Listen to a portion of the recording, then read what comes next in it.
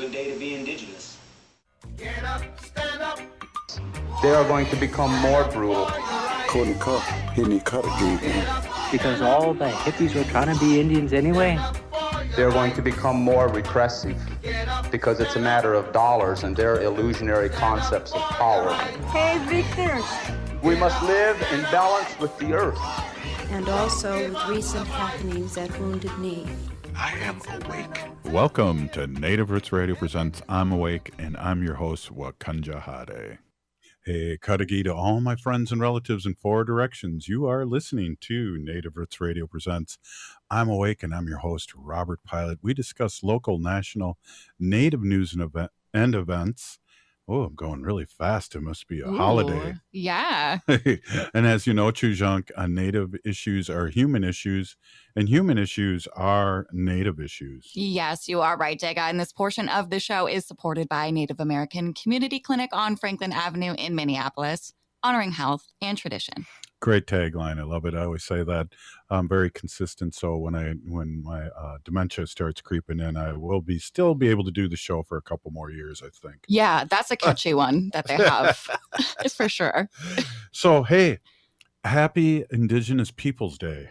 Yes, today is a definite good day to be Indigenous here on Turtle Island. Shout out to all of our relatives in four directions, wherever you may be today on Turtle Island. We hope you're having a celebratory and happy Indigenous Peoples Day.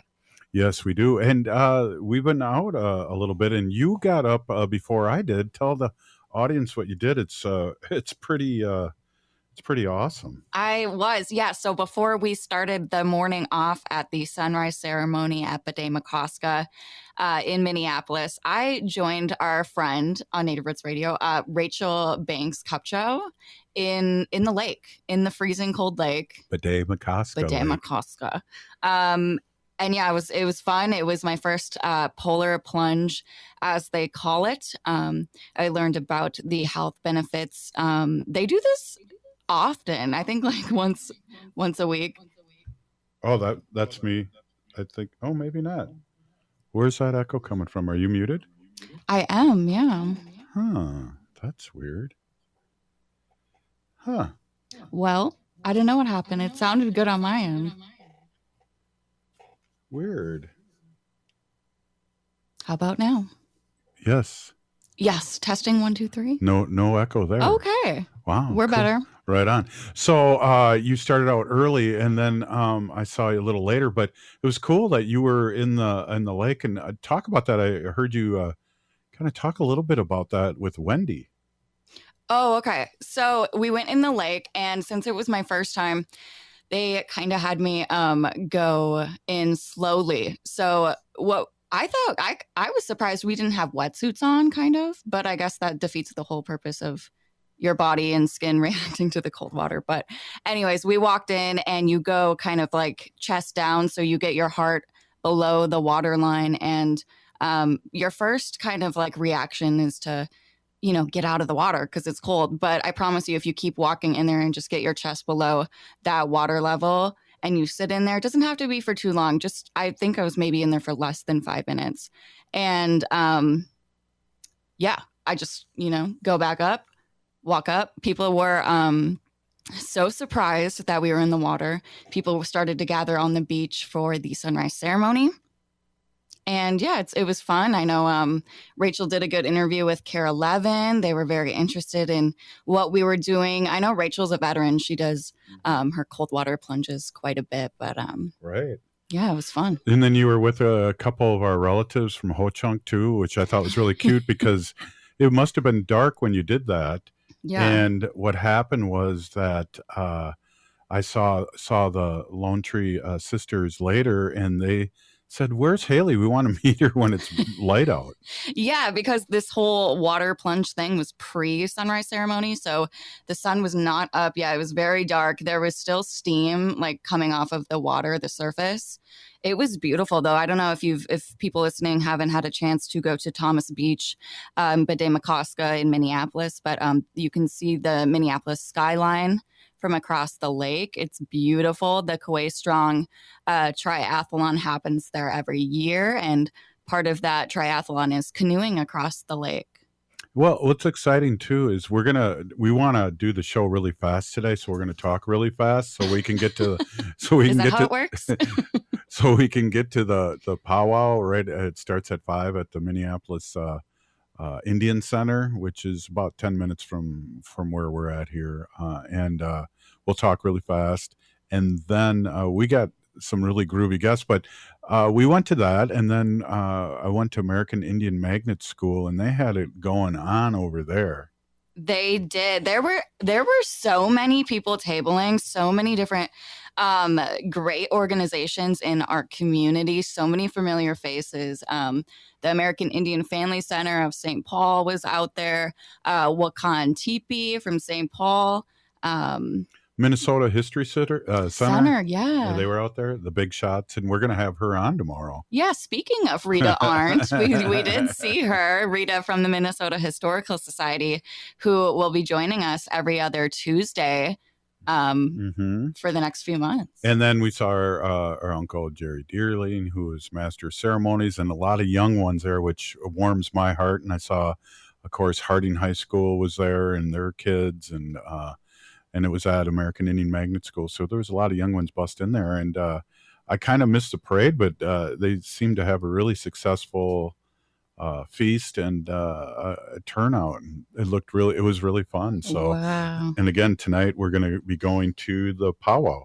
Yeah, the Minneapolis American Indian Center, the brand new, very nice Indian Center. That starts grand entry at 5 p.m., right? Right on. Yep, Yeah. definitely. Well, and then today we have a really interesting show, and before they get on, it's really cool, and I think part of the we're still here kind of thing, Haley, is that like we're doing radio, we're Native Americans, and we're doing radio, we're still here. It isn't like we're dinosaurs and we've died out, and we have people writing books, doing movies, doing TV shows, making music and things like that are amplifying our story as Native Americans. Yeah, we're going to be joined in the next segment here by John Williams, who is the Vice President of Development at NACDI, Native American Community Development Institute. And he's going to be bringing along some good friends of his. They're going to be talking Native Love Jams. That's right. The book that came out, and now they're going to make it into a movie. They won an award. There's all these things that they're happening. But before we get any further, I didn't know John was vice president. He is. Yeah, it is that's VP. That's cool. I did Yeah. not know that. Well, he has a new title next time I see him. And today I saw him earlier, and he had those unbelievably cool pants, ribbon pants. Ribbon jeans. Yes, jeans. Thank you. Wanda thinks they were pretty cool too. Wanda loves our show. She does. She's our biggest fan. Maybe we could open that door and shoo her out. Okay. I don't know. Next commercial break. Yeah. Well, and today, again, happy Indigenous Peoples Day. And I have to say, one of my all-time favorite shows was The Sopranos. And they had a clip I saw floating around, and how they were mad that they were being erased in Columbus Day. And I remember watching that show, and they went down and beat up the Indian protesters down in the city. Oh gosh! Yeah. Wow. Yeah, the 90s were great. Yeah. Well, speaking this reminded me of something that we talk about on the show, is like, we're not a thing of the past. And this was a very random thing. I was at a pumpkin patch. I'm not going to say where. Oh, There was a Charlie sign. Brown. Yeah. There was a sign that said Native Americans used to use pumpkin seeds for medicine. Oh. And it was interesting. I know we have about a minute left here until break, but it was interesting because they were trying to acknowledge us, right, as Native Americans. But they did that in the past tense by saying used, like we don't use that anymore, or we don't use traditional medicines anymore. Wow. Yeah. But we're still here. And we know that, and we talk about that on Native Roots Radio, and there's we saw a lot of people down there and a lot of medicines, and they're everywhere. So we're really excited to have these guys on. And that next up, we'll be seeing John Williams and his crew. And I can't wait to hand over the show to John, because he's an expert here on Native Roots Radio and the book. And I just saw him go, what? Hey, we'll be right back. This is Native Roots Radio. I'm awake.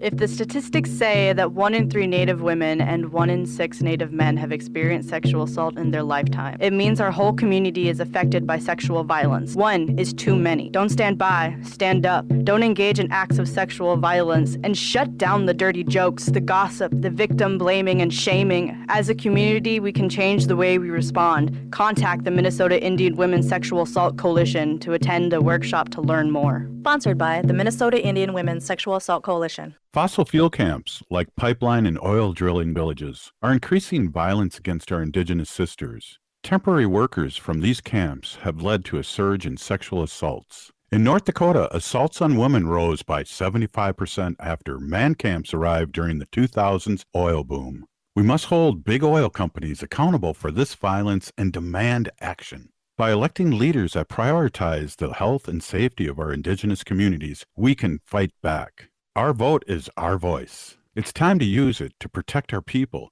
stand up for climate justice, and ensure a safe future for our next generations. Make voting a tradition, or MVAT, is about strengthening our Native communities. NVAT is here to boost our voter turnout and spark important conversations about the issues that matter most to us. Find your early voting location at sos.state.mn.us. Let's make voting a tradition so we can fight for the safety of our communities. Minnesota has the only original wolf population in the continental United States. And 80% of Minnesotans believe the wolf should be protected. Howling for Wolves is asking Minnesotans to respect our true wildlife manager, the wolf. Their survival is critical to our ecosystems, our communities, and even our economy. As highly intelligent animals with strong social bonds, Minnesota wolves deserve to be protected and admired. Learn more at howlingforwolves.org. Let's live and let howl.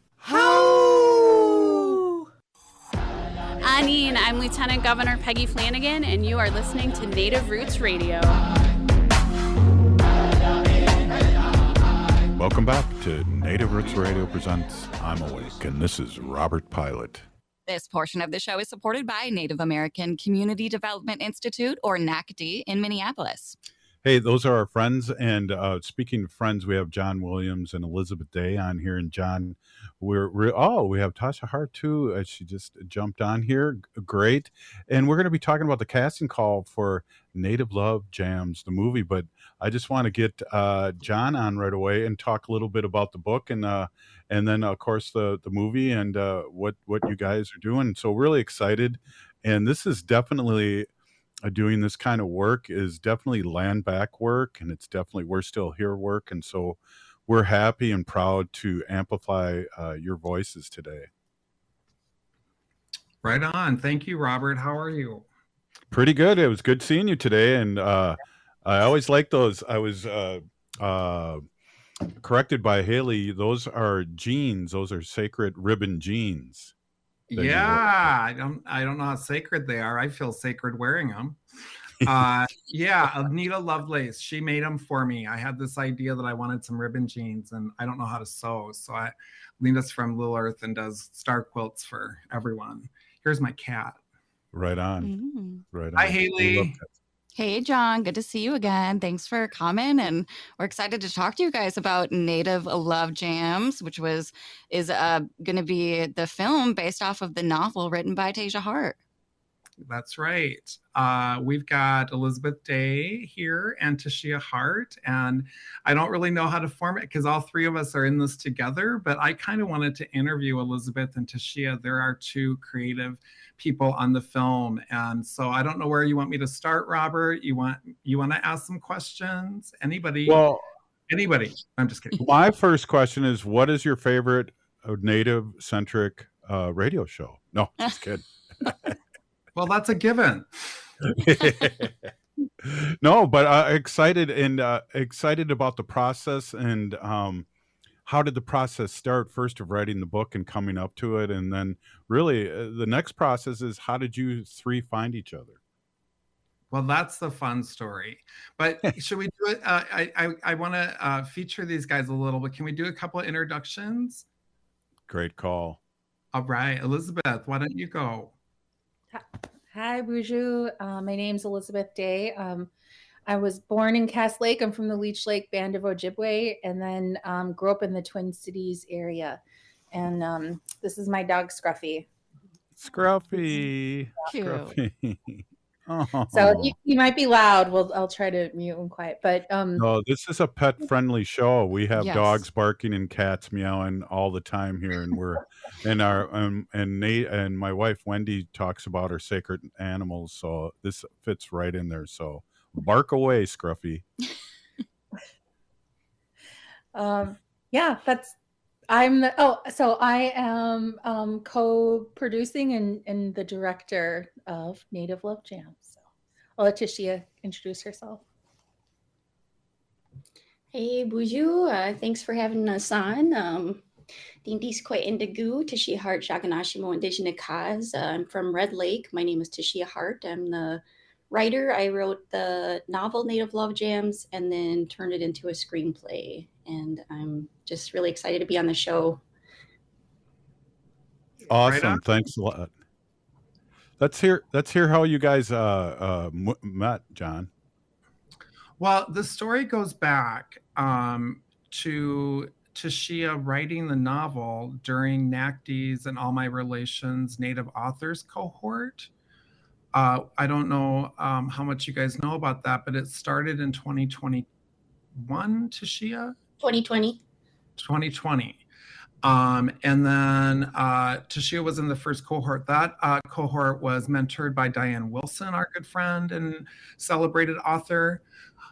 But Tashia, can you tell us a little about that experience? Yeah, that was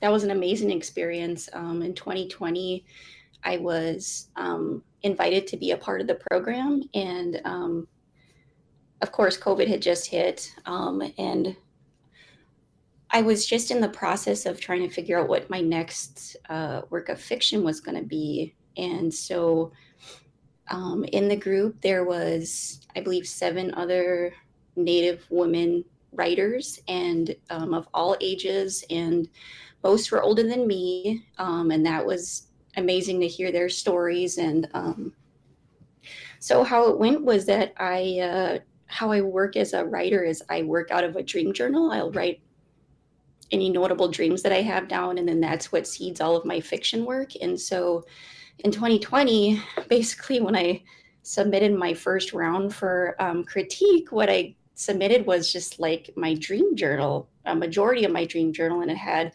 some really bizarre dreams, some kind of weird dreams, some that were, there was like, violent based, and just based on experience. And then there was one dream that was about the wilderness and a young couple. And so my second round of submissions, I had thought really hard on the group of women that I was sharing with, and I knew that it was going to be at least a year-long program. And I thought about, what do I want to bring? What kind of words do I want to bring and share? And it really made me think about, community and how we affect each other with our words and our stories. And I decided that I wanted to bring words of like love and joy. And so I picked that dream seed, and that's how Native Love Jams was born. Wow. And then you took that experience, Tashia, and you self-published in 2022 or 2023? 2023. Elizabeth, in this interim, while Tashia's publishing a novel that she wrote, you were directing a feature-length documentary. Can you tell us about that? Sure. Yeah, this is my first directorial of a feature film. It's called Without Arrows, and it will be broadcast on Independent Lens this winter. We'll have a big announcement for the release coming up in the beginning of December, so you'll have to hold off on the broadcast date for a minute, but it'll be on Independent Lens. And so Without Arrows is it's the story of a Lakota family. My co-director, John Olszewski, had been filming the Fiddler family on the Cheyenne Sioux River Tribe Reservation for 13 years.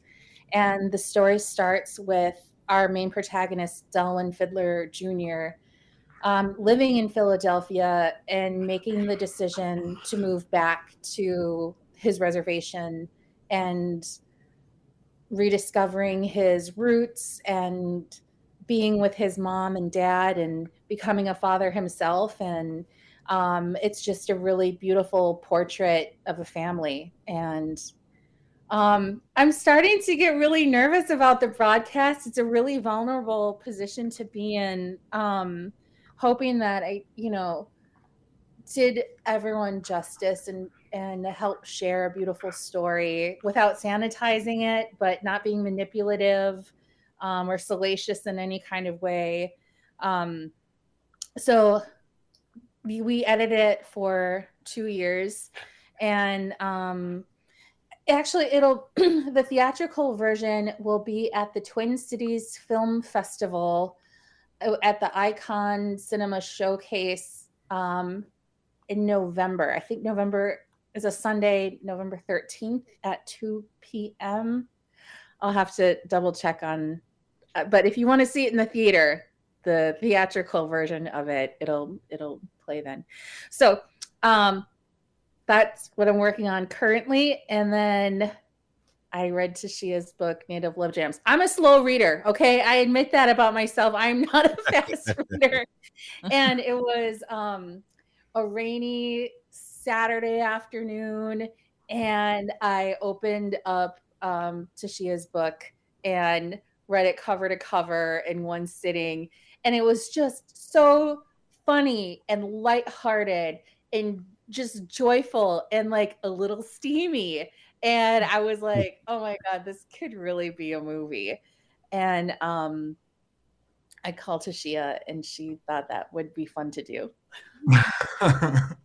That's awesome. Right on. That's awesome. We got a less than a minute, John, to go, and I wanna know from Tashia how difficult it is to transpose your book into a treatment, into a script, and what all is put in there, John. Do we have like direction? The person looks into the camera, or a person runs to the left, and or is that up to the director? So I want to talk a little bit about that, and of course what you want to talk about, and you're going to have a reading here, and that's kind of the main thing that we want to talk about. And we got a minute left, John, so spew out some good stuff here in this next minute. Well, sure. I just wanted to point out, I'm kind of bragging for her, but Elizabeth's also directed short films. She has a wonderful film called Sunshine. And I saw the documentary in 2 phases, and it was really kind of amazing to see. Elizabeth said this to me, and I didn't understand it, and now I'm going to get to understand it, is that the story can happen in the edit. And I thought that was so cool. And Tashia is teaching me a little about that right now on a different project that she's teaching on. And so, we want to get back to the story of how this all came together last summer, but I know we have to go to break. So hold tight. We'll be right back. This is Native Roots Radio, and we got the casting call for Native Love Jams, the movie. We'll be right back. Every day, our people suffer at the hand of domestic and sexual violence. But you are sacred and deserve to be safe in your own home. Strong Heart's Native Helpline is here to help. Native-centered, empowerment-based, trauma-informed advocates offer safety, sovereignty, and support. Call or text 844-7NATIVE. To chat online, visit www.strongheartshelpline.org. Reach out today. The city of Minneapolis is now on Native Roots Radio with Minneapolis AIR. AIR stands for American Indian Relations. Guest host Christine McDonald talks to people about important things affecting the city's Native communities. Minneapolis AIR dives into topics like public safety, public health, elections, and so much more. Tune in to Minneapolis AIR on Native Roots Radio from 5 to 6 p.m. on the second Wednesday of every month. right here on AM 950. Indigenous communities are on the front lines of air pollution. Pipelines, mines, and waste incinerators are often built near our homes, harming Mother Earth and our health. The result? Higher rates of asthma, diabetes, heart disease, and other serious health problems. In the Twin Cities, air pollution disproportionately affects Native and Black communities. Indigenous Minnesotans, especially in the metro, experience over twice the rate of asthma compared to white Minnesotans. This pollution affects our quality of life and the future of our children. In Minneapolis, our vote helped close the Smith Foundry and bituminous roadways. Let's continue using our vote to fight for climate justice. Make voting a tradition, or MVAT, empowers Native communities by increasing voter turnout and supporting conversations about critical issues like clean air, water, and health. By getting involved, we shape the policies that protect our families and environment. Find your nearest polling location at sos.state.mn.us. Let's make voting a tradition for future generations. The Minneapolis Institute of Art is featuring the art and legacy of Jody Falwell, a groundbreaking potter from Capa Owinga, New Mexico. Over the past 50 years, Falwell has revolutionized Pueblo pottery and native art by weaving in personal, political, and social stories into her pieces. Her exhibition titled Opawa Omung shows the incredible range of her work and the impact she's had on both native and contemporary American art. You can check it out at MIA through January. For more info, visit artsmia.org. As we age, it's important to invest in our health and to help protect it. Like the flu, COVID-19 is always changing. That's why it's important to stay up to date on your vaccines. By getting the flu and COVID-19 vaccines, you can renew your body's defenses and lower the risk of getting sick. Get your health boost and protect yourself against the flu and COVID. Find vaccines near you at vaccines.gov. Again, that's vaccines.gov. Vaccines.gov. The city of Minneapolis is now on Native Roots Radio with Minneapolis AIR. AIR stands for American Indian Relations. Guest host Christine McDonald talks to people about important things affecting the city's Native communities. Minneapolis AIR dives into topics like public safety, public health, elections, and so much more. Tune in to Minneapolis AIR on Native Roots Radio from 5 to 6 p.m. on the second Wednesday of every month, right here on AM 950. With a look at your AM 950 weather, I'm Patrick Lilia. Partly cloudy with patchy frost tonight and a low of 35, then Tuesday sunshine with a high of 54. The music is still the hottest at Crooner's Supper Club in Fridley. Crooner's is located just north of I-694 off Highway 65 and Moore Lake Drive. View their upcoming music schedules and food menus at croonersloungemn.com.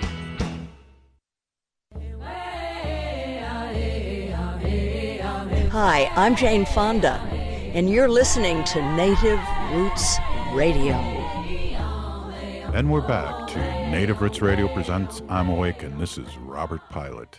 This portion of the show is supported by Strong Hearts Native Helpline. October is Domestic Violence Awareness Month, and Strong Hearts offers culturally appropriate support and advocacy for Native Americans. You can call or text them for free anytime at 1-844-7-NATIVE. That's 1-844-762-8483, or chat online at strongheartshelpline.org.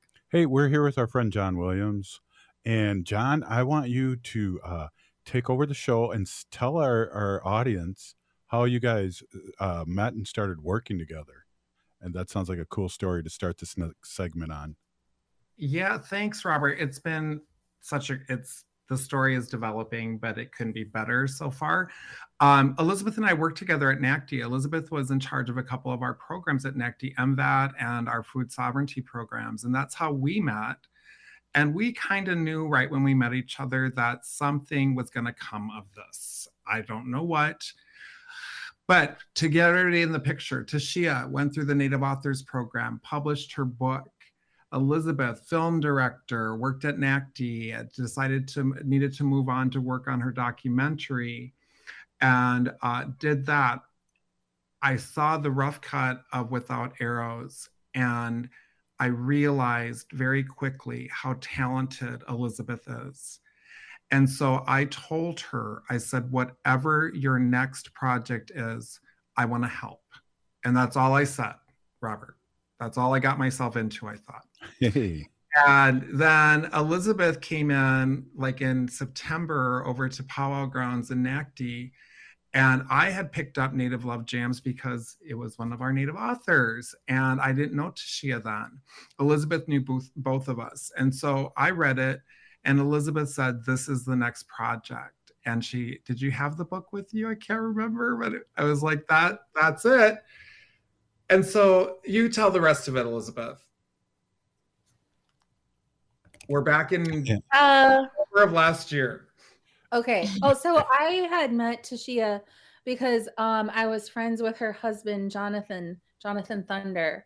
And we just met through that friendship. And it just was like, now I have another sister. It was awesome. And it was always fun to hang out with those two. And now with Minnow, their son. But okay, so we're like, okay, yes, let's do this. Let's make a movie. This is going to take some time. Just it takes time to get movies going. And then that was in the fall. And then in December, we're like, there is a pitch competition that we can apply for. It's through the Minnesota Film Festival, an amazing film festival in Duluth. I highly recommend it. Let's apply for their pitch competition. That way we can start thinking about how do we as a group want to start talking about this movie. We can get some writing done. And then as we, go through time, we can have some writing that we can copy and paste and start applying for grants and do some development work. Fast forward to January, we are a finalist in the pitch competition. And we're like, oh my God, okay, so we're really going to do this. We're really just going to pitch. I'm like, don't stress about this. We will pitch this movie 100 times. This is let's just practice and get it out of the way. And just go through the process once, just as a learning deal. We won the pitch competition. And through that, the right people being in the right room. Mandy June Turpin, who's a producer, we caught her attention. And it's one of those things too, like they teach you in film school, know the elevator pitch, because sometimes all you have is 30 seconds with someone. And someone brought me into a room with her, and it was like kind of a mingling situation, and everyone was walking out the door. And Carrie Bush from the Upper Midwest Film Office said, Mandy, you have to meet Elizabeth. She has a movie. And I said, 2 Native chefs go berry picking and fall in love in a berry patch. And she's like, love it. Let's meet tomorrow. And I called John. He was at the film festival. He had already left. I'm like, you're going to have to turn around and come back. He had already left. Oh, John already left. Yeah. And I turned around and came back, and we sat down with Mandy June Turpin for 2.5-hour meeting, Elizabeth. Yeah. And there was just so much excitement. We were so excited. Well, and I have to tell you, that same night that we won the pitch competition, Elizabeth won as best local filmmaker for Without Arrows. Wow. So she cleaned up with statues that night. But we were stunned. We were just sitting there stunned. And we rehearsed the pitch for like weeks. But Tashia and Elizabeth got up there, and then they improv a little bit. They got huge laughs. Mandy June didn't even come to the pitch, or she wasn't at the pitch. Carrie Bush was. So I just want to call Carrie out because she heard it. She called Mandy. Mandy's a for real producer, producing up in Duluth for Lifetime and for Hallmark. So Carrie is a good friend. Tashia, what were your recollections of that pitch?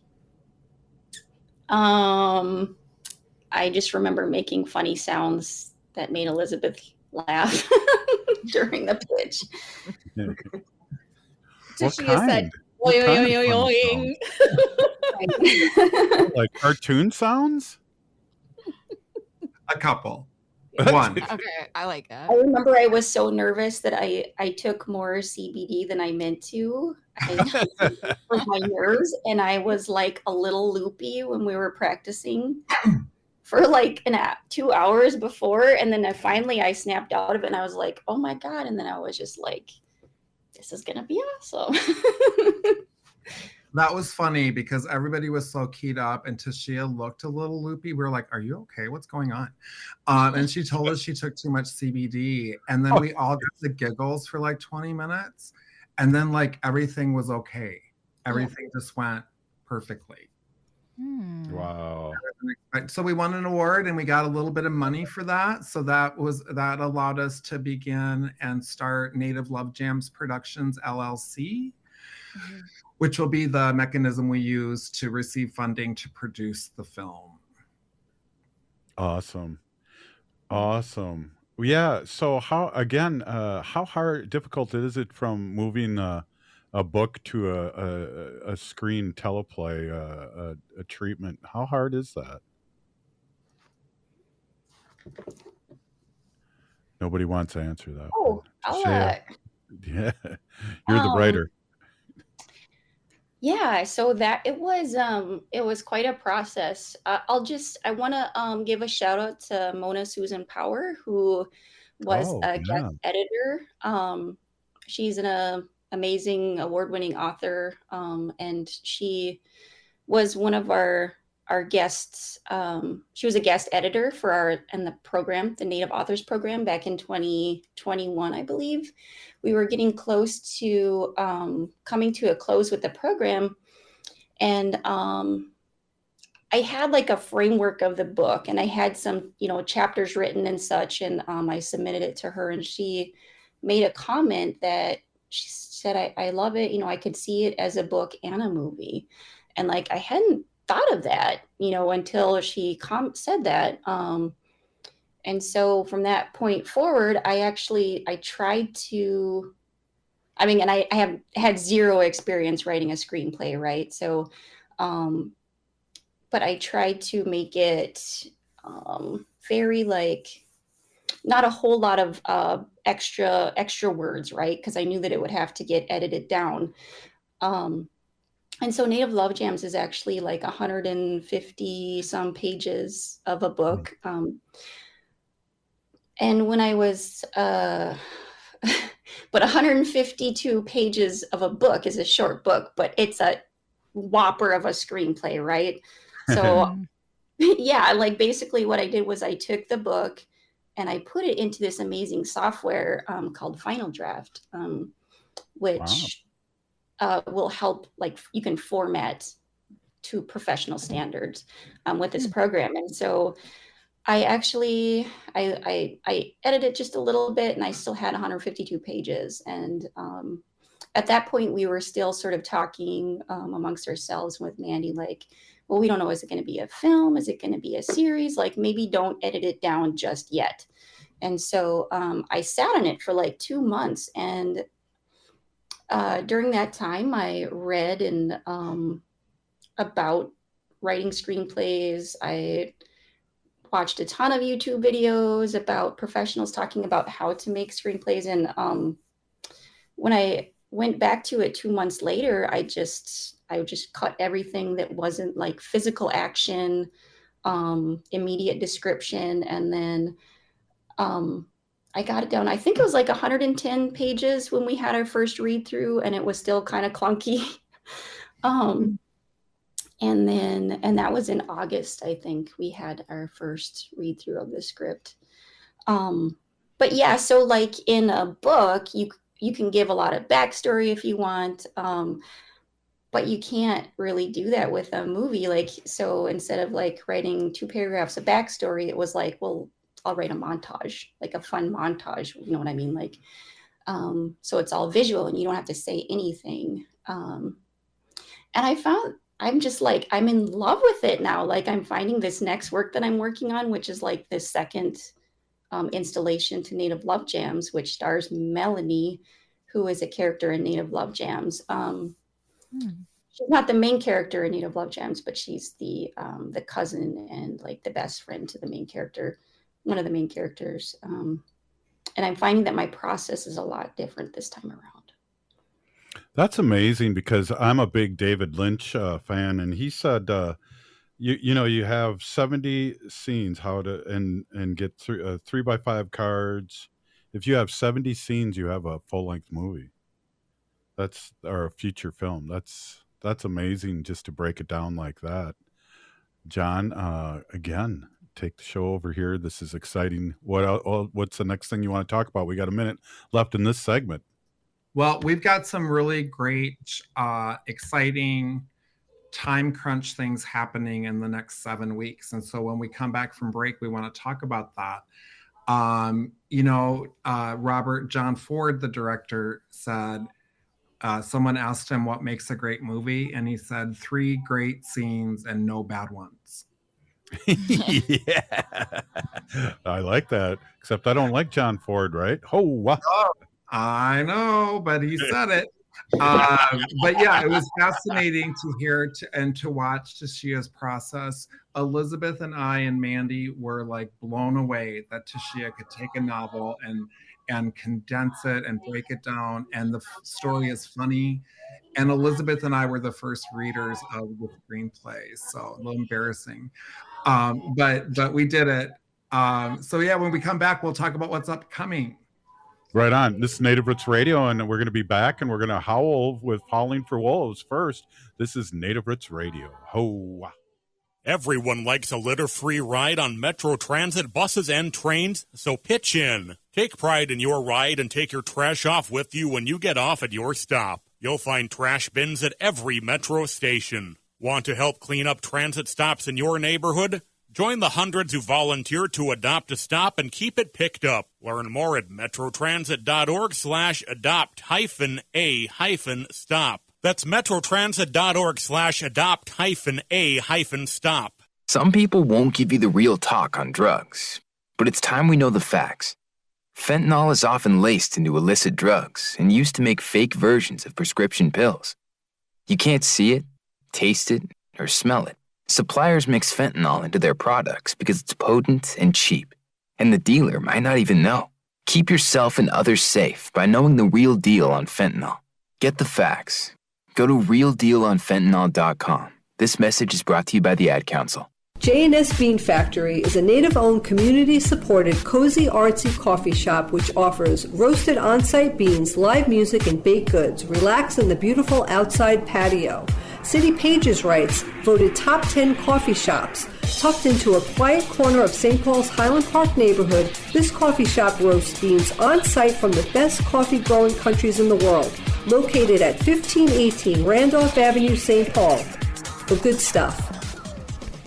Make voting a tradition empowers Native American communities through civic engagement. For nearly a decade, MVAT has increased voter turnout by encouraging friends, family, and neighbors to get involved. By building trust and community engagement, MVAT ensures Native voices help shape the future. This election season, voting is easier than ever. Minnesota voters can cast their ballots early so elders and busy voters can avoid the rush of Election Day. Find your nearest polling location at sos.state.mn.us and let's make voting a tradition for future generations.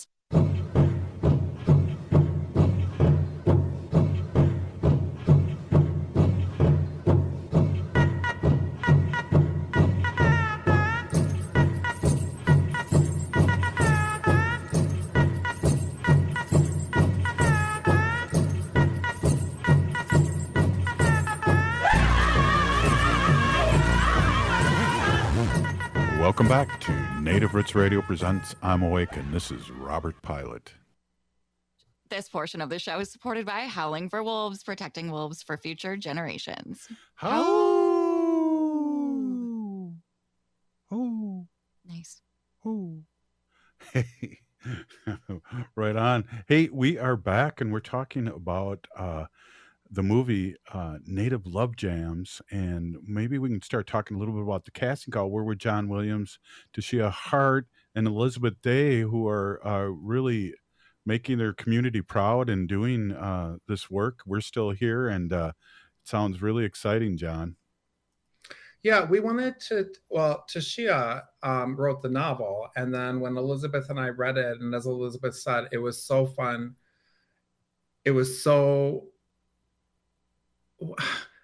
just so unlike most Native stories we're hearing these days. And this is, I don't mean this to say that the work that's being done isn't fantastic and I stand 100% behind it, but we wanted to do something that wasn't rooted in trauma.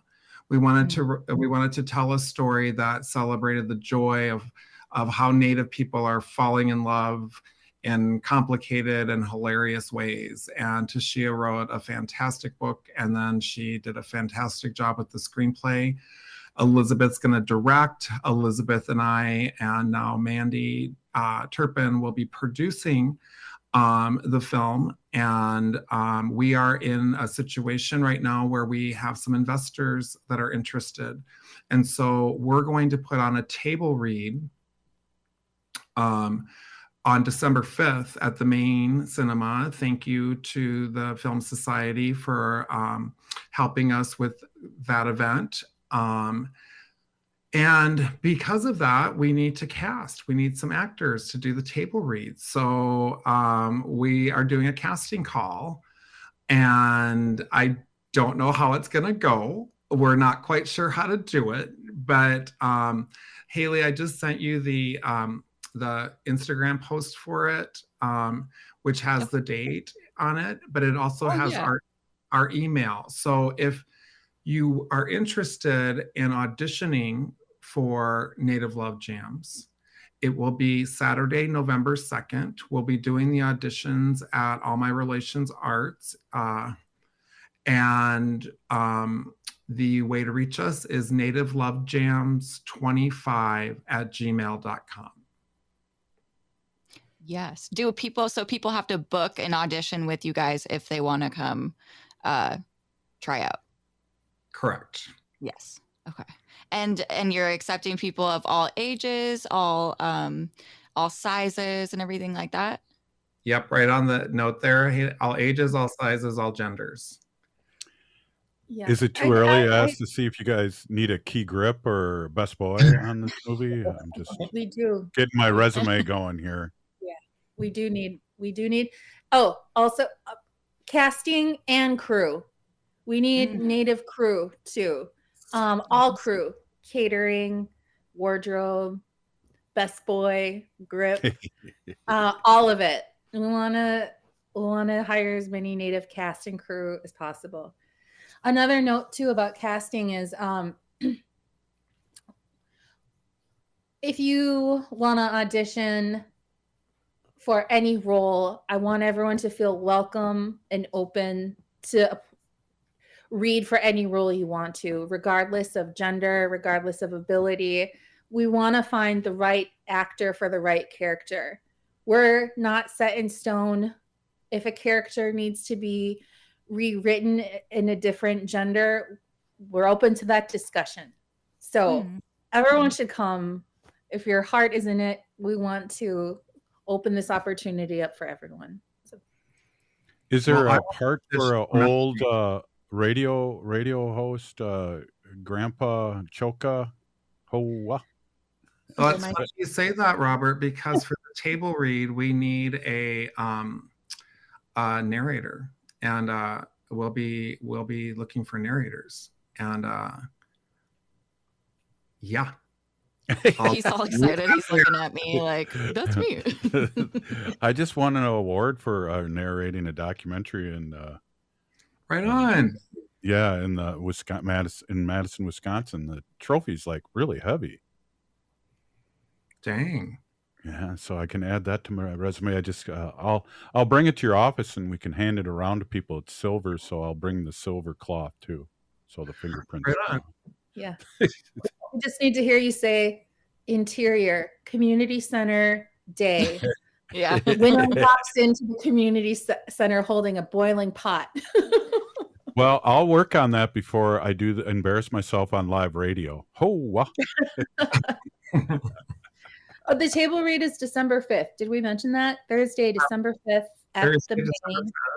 Invitation will be going out probably within the next 3 weeks. We are hoping to get our Native community support. We're hoping to get film community support so that when the event, as the investors are there, they can see how strong our community is. Yeah, this will be a fundraising event. We need to raise the money to get it shot. So if you're interested in investing, and we're putting together a package of information because Minnesota has some really great tax incentives that you get a Right. full return on your investment. So, but that information will be in the packet.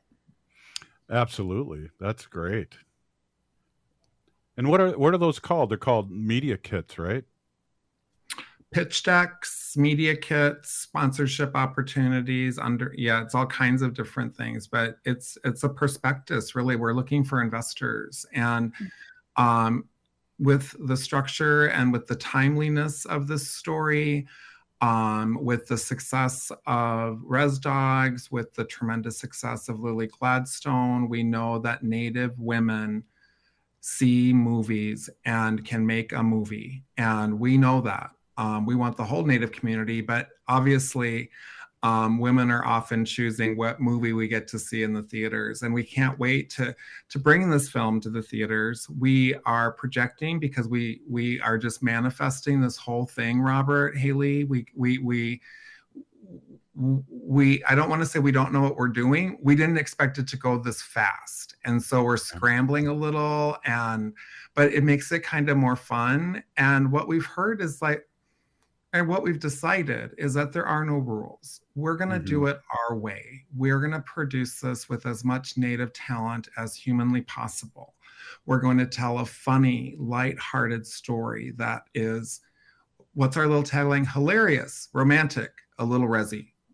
Like that. That's our story. Tashia, how exciting is it to see your characters come to life, at least in the beginning with a read, but that must be just really exciting. My mind is blown. Yeah. I mean, I guess, well, I've always loved writing and considered myself a writer since I was a child, but just to be able to hear other people read it and then see it, I don't even know. Yeah, that's beautiful. John, we got a minute left here. I'm wondering if you could just go over those dates again and how people can get a hold of you all, and then for the read. Yes, nativelovejams25@gmail.com. We are having a casting call on Saturday, November 2nd at the All My Relations Arts Gallery. You have to contact us at nativelovejams25@gmail.com. We will get in touch with you and arrange a time for you to come in and for the casting. The table read for investors in the community is Thursday, December 5th. And more news will come. We'd like to come back as we get closer to that, if you guys will have us. Absolutely. We love you guys, and this is exciting to watch this come to fruition. It's exciting. We witnessed from our own news that you guys won this contest, and here we are going to be in a movie situation. We're just really proud to know you guys, and thank you so much for being on today. Thank you. Miigwech. Right on. Hey, if you listen to the show, you're part of the resistance. We're still here. We are the 7th generation. And free Leonard Peltier now.